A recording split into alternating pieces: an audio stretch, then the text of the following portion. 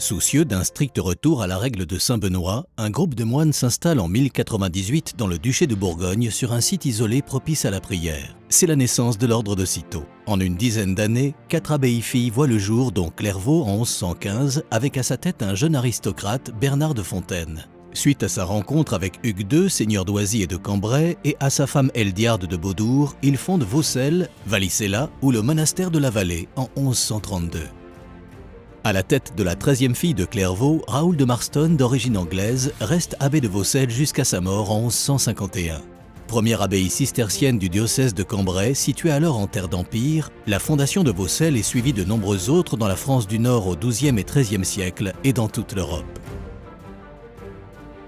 Le site de la Vallée ne semble guère avoir changé depuis le XIIe siècle. L'Escaut y coule toujours et l'enceinte en place sous les arbres protège encore l'abbaye et la ferme attenante. En marge du royaume de France, l'abbaye ne fut épargnée par aucun conflit. En grande partie détruite et ses pierres vendues à la fin de la période révolutionnaire, elle connut ses derniers outrages à la fin de la Grande Guerre lorsque l'armée allemande, en entamant son repli, l'incendia.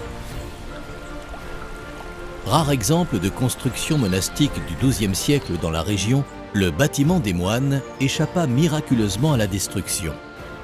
Commencé au début des années 1170 par l'abbé Allôme, 5e abbé de Vaucelles, il est aujourd'hui le seul témoin de la grande abbaye construite 40 ans après sa fondation. À Vaucelles, comme ailleurs, le XVIIIe siècle est celui des grands travaux. À l'initiative de l'abbé Pierre Ruffin, le palais abbatial reflète avec ses façades en briques et pierre le goût pour l'architecture à la française. L'album de Villard de Honnecourt, daté vers 1210-1220 et conservé à la Bibliothèque nationale de France, suscita un réel intérêt pour l'abbaye après sa publication au milieu du XIXe siècle. Au recto du folio 17 figure le chœur de l'abbatiale Notre-Dame de Vaucelles, consacrée en 1235 et entièrement détruite à la fin de la Révolution française. Une première exploration archéologique menée en 1861 permit de vérifier l'authenticité de ce plan. 2 opérations réalisées en 1988 et 2002 ne révélèrent que quelques bribes supplémentaires de cet édifice exceptionnel. Les contours en sont aujourd'hui suggérés par les alignements de colonnes factices et les aménagements paysagers. Sur les terres reçues en donation en 1132, les cisterciens trouvèrent l'eau indispensable à la vie quotidienne, les terres et les forêts suffisantes à la production de nourriture et la pâture des animaux. Des bâtiments primitifs, rien n'est connu. Sans doute étaient-ils en bois. Se construit à partir de la fin des années 1160, réservé à la vie monastique, s'organisait autour d'un cloître et abritait une centaine de religieux au cours des XIIe et XIIIe siècles. Selon une chronique de la fin du XIIe siècle, le premier bâtiment est celui dit des moines. Réservé à la vie spirituelle, il était à l'est du cloître.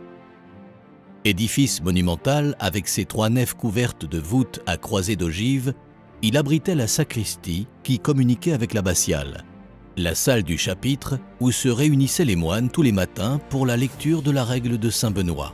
De plan carré, la salle du chapitre est l'une des plus grandes de l'ordre et se distingue des autres espaces par un décor sobre mais plus généreux et délicat.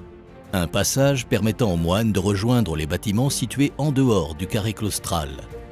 L'escalier du dortoir utilisé le jour, et enfin la salle des moines réservée aux menus travaux. Le dortoir occupait tout le premier étage. Sur l'aile sud, à l'opposé de l'église, les bâtiments ne sont connus que par des plans et vues cavalières des XVIIe et XVIIIe siècles. Le réfectoire était perpendiculaire à la galerie du cloître selon une disposition propre aux cisterciens. Il était séparé du bâtiment des moines par le chauffoir, seule pièce munie d'une cheminée. L'emplacement de la cuisine reste inconnu. L'abbatiale dominait le carré claustral. Commencée par l'abbé Allôme, celle-ci fut poursuivie et modifiée dès 1190 par son successeur, l'abbé Godescalc. Longue de 124 mètres, avec un chœur profond de 40 mètres, elle fut l'une des plus grandes abbatiales de l'ordre et l'une des premières à adopter le plan cathédral. Le plan singulier de son chevet reste unique au sein des églises cisterciennes. Aussi monumental, avec près de 65 mètres de côté, le cloître constitue le cœur de la vie monacale. Lieu de vie et de prière, il permettait de rejoindre l'ensemble des salles. Commencé en même temps que les bâtiments est, nord et sud, il est probablement achevé en même temps que le bâtiment des convers. Ces religieux dévolus aux travaux quotidiens étaient presque 300 au milieu du XIIIe siècle.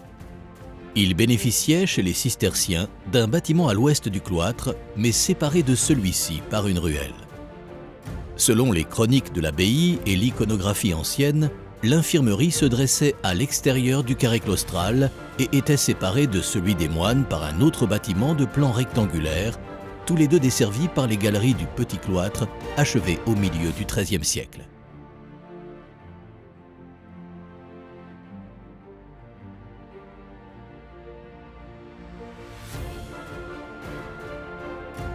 Le bâtiment des moines et les vestiges du bras nord du transept de l'abbatiale bénéficient aujourd'hui d'une étude d'archéologie du bâti qui permet la restitution numérique de parties disparues. Les traces repérées sur le mur ouest du bâtiment des moines renseignent sur l'organisation de la galerie est du cloître. Entre l'église et le réfectoire, elle desservait toutes les salles du bâtiment des moines. Elle accueillait également les novices et les invités interdits d'entrer dans la salle du chapitre, signalée par ses baies géminées à colonnettes. Probablement détruit à la fin du Moyen-Âge, l'escalier du XIIe siècle était situé dans une travée étroite entre le passage et la salle des moines.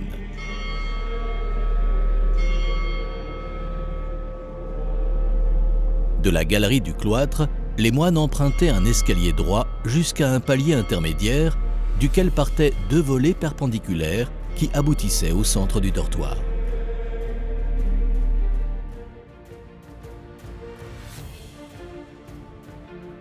Avant les grands travaux du XVIIIe siècle et les destructions massives de la Première Guerre mondiale, le dortoir était, comme au rez-de-chaussée, entièrement couvert de voûtes à croisées d'ogives et probablement éclairé par 3 petites fenêtres dont il reste quelques témoins. Les plus basses permettaient d'aérer cet immense dortoir de 67 mètres de long, tandis que les fenêtres hautes, ajoutées par comparaison avec d'autres édifices de la même époque, éclairaient l'espace.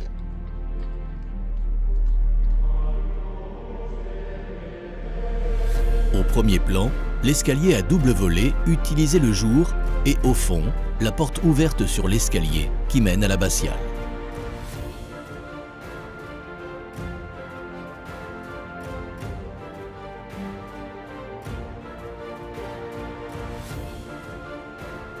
Les vestiges apparents de la grande abbatiale sont ceux du bras nord du transept. Son élévation était composée de grandes arcades et d'un étage clair séparé par un niveau intermédiaire correspondant au comble des bas-côtés. Espace de prière avec ses chapelles à l'est et à l'ouest, le transept était aussi un lieu fonctionnel où se trouvaient les escaliers destinés à rejoindre la sacristie et à permettre aux moines d'assister aux offices de nuit directement depuis leur dortoir.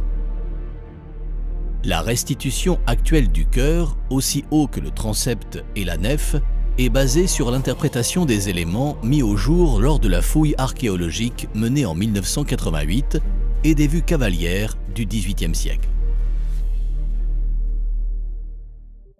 Épargné par les destructions, le bâtiment des moines abrita une filature jusqu'en 1824, tandis que le palais abbatial servait de lieu de résidence. Les nombreux travaux de restauration engagés par Henri Fontana, propriétaire de l'abbaye à partir de 1898, furent anéantis lors de la Grande Guerre. Les photographies prises quelques années après la fin du conflit témoignent de l'ampleur des dégâts. La grande abbaye de Vaucelles n'est plus que ruine. En partie classée au titre des monuments historiques en 1920, il fallut attendre les années 70 pour qu'elle retrouve un peu de son prestige et soit ouverte au public grâce aux efforts de la famille Lagoutte et de l'association Les Amis de Vaucelles.